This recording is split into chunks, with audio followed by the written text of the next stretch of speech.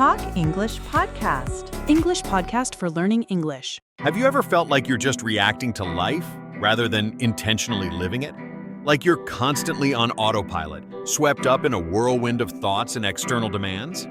What if the key to unlocking a more intentional, resilient, and focused version of yourself isn't found in a new productivity hack, but in the simple, ancient practice of sitting still? Welcome to the Talk English Podcast, the show dedicated to helping advanced English learners master the nuances of the language through authentic, thought-provoking conversations. I'm Sarah. And I'm John. We're here to dive deep into topics that matter, not only for your language skills, but also for your personal development. Today, we're unpacking a subject that's often misunderstood but holds immense power: the importance of meditation and mindfulness in personal growth. We'll explore the cognitive benefits, the linguistic tools to discuss these concepts, and how integrating these practices can truly transform your life. So, grab your headphones, get comfortable, and let's get started.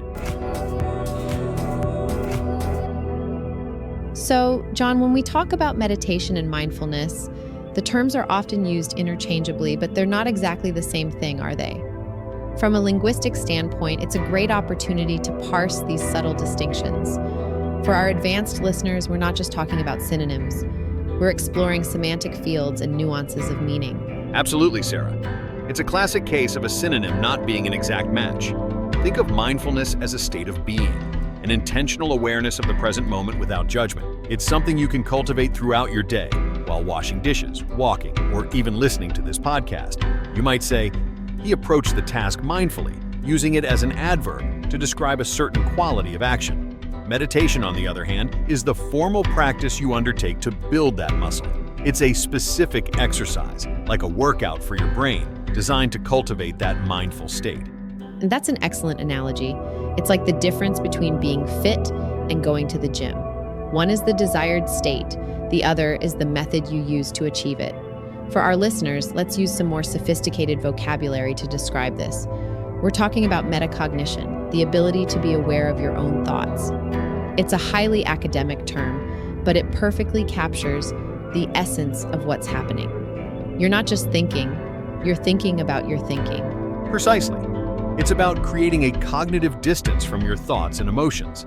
Instead of being completely submerged in them, you learn to observe them as they arise and pass away, almost like watching clouds drift across the sky. This is a far cry from the common misconception that meditation is about emptying your mind. It's not about achieving a blank slate. It's about shifting your relationship with your inner monologue.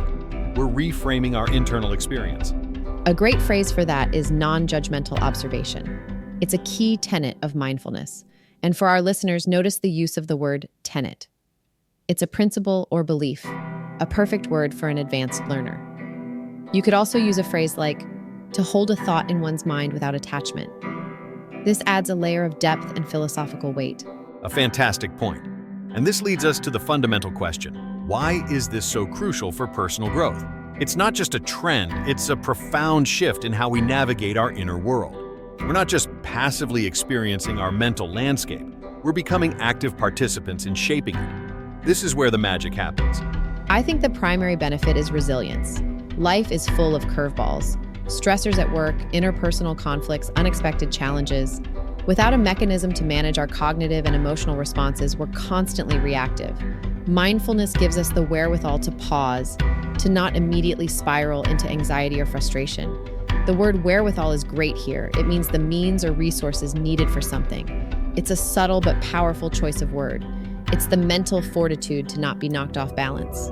So true. It's about building an emotional buffer. We're not trying to suppress emotions, which is an unhealthy and ultimately futile endeavor. Instead, we're learning to acknowledge them without being controlled by them. This is a skill that's absolutely indispensable in the modern world, where we are bombarded with information and stimuli, a state that often leads to sensory overload. The ability to filter and process this information is a survival skill. Speaking of the modern world, if you're finding value in this conversation, please take a moment to like this podcast, subscribe to our channel, and share it with a friend. Your support helps us reach more learners just like you. Let's move from the theoretical to the practical. What are some of the tangible benefits people can expect to see in their lives from a regular practice? Can you give us some concrete examples, Sarah? I'll start with something I've experienced personally: enhanced focus and clarity. Before I began meditating regularly, my mind felt like a chaotic browser with 50 tabs open. I'd be working on one thing, but my mind was flitting between an email I needed to send, a conversation I had yesterday, and a list of chores. A regular meditation practice has given me the ability to bring my attention back to the present moment, to a single task, with a lot more ease. It's not that the thoughts disappear, but their grip on me is much weaker. This is a form of attentional training. My brain has become more adept at filtering out distractions. That's a great real-world example. It sounds like you've trained your brain to be less susceptible to cognitive noise. This ties into another huge benefit: stress reduction. The constant mental chatter we experience, often called rumination when it's negative and repetitive, releases stress hormones like cortisol. Meditation can actively lower those levels.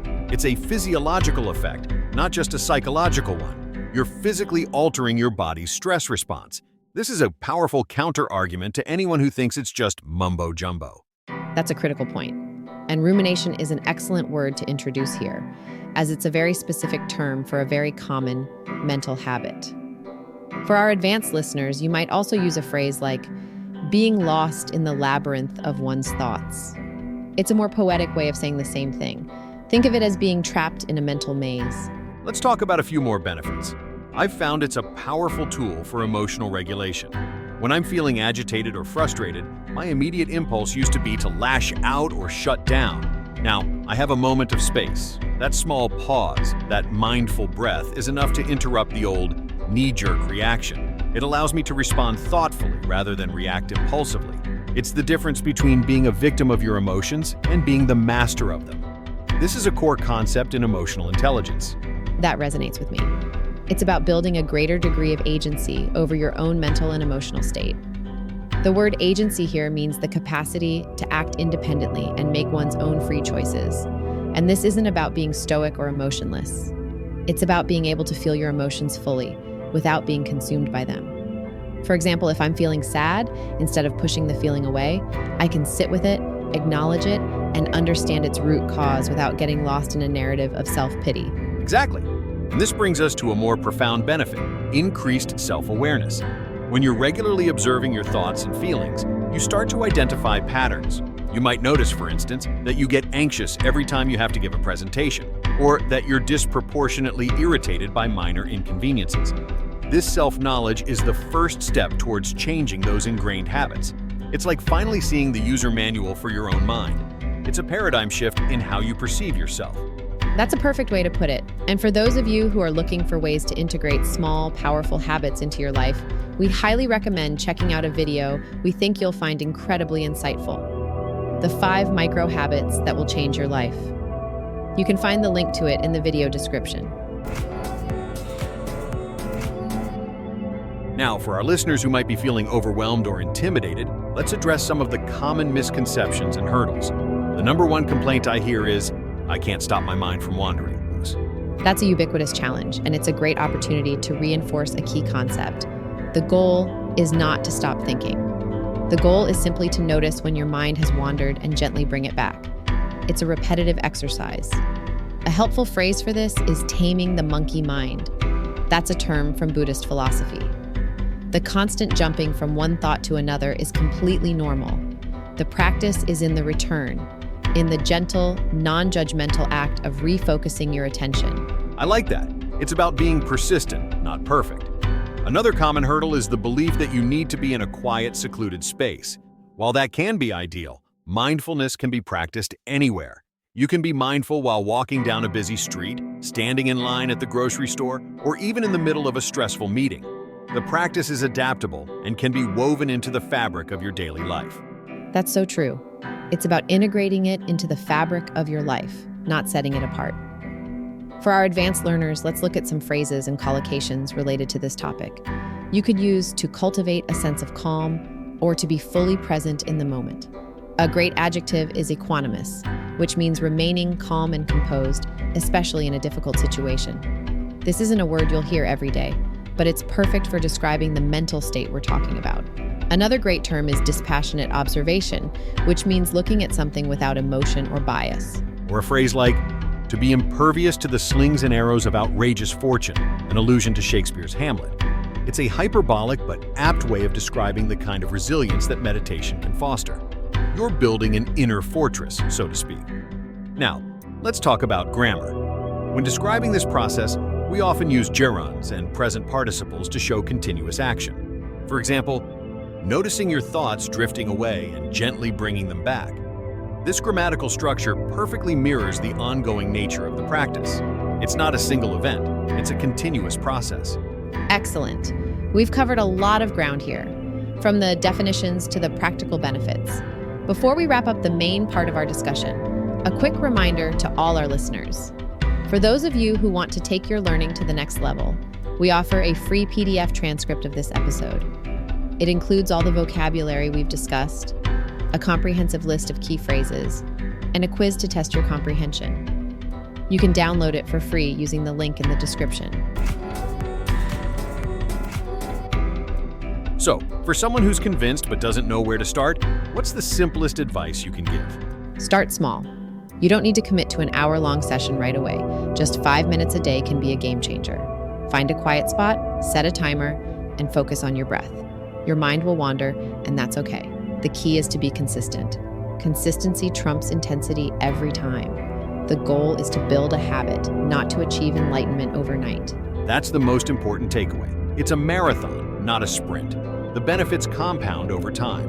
It's not about a single transformative experience, but about the cumulative effect of a daily practice. And this practice can have a profound impact not just on your inner world, but on your interactions with others. When you're more grounded and less reactive, you're better equipped to handle interpersonal dynamics with grace and empathy. This is where meditation moves from a solitary practice to a social one. Precisely. This practice helps us move from a state of constant busyness, what's often called hustle culture, to a state of more mindful productivity. It's about working smarter, not just harder. We are deliberately engaging with our tasks, rather than mindlessly going through the motions. We've talked about the mental benefits, but what about the linguistic ones? How does a conversation like this improve our listeners' English skills? Well, for one, it exposes them to a vast array of vocabulary that is more abstract and philosophical. We've used words like equanimous, metacognition, and phrases like to be impervious to.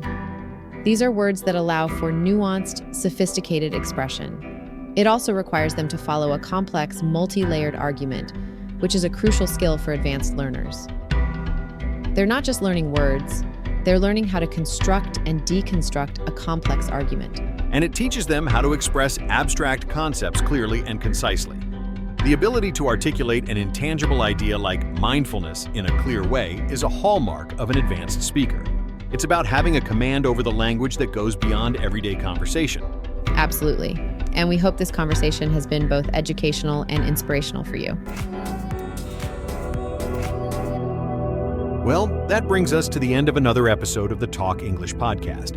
We hope you found our discussion on the importance of meditation and mindfulness both enlightening and useful for your language journey. Remember, the path to personal growth is deeply intertwined with the ability to be present and aware. And for those of you who want to continue this journey of emotional mastery, we've got another video for you to check out. Master your emotions and find your peace. The link is in the description. And remember, you can download a free PDF of this episode with a full vocabulary list and quiz to help reinforce your learning. Finally, if this episode resonated with you, please help us grow by liking this video, leaving a comment below, and sharing it with a fellow English learner. It truly makes a difference. Until next time, keep practicing your English and keep nurturing your inner peace. John, take care, everyone.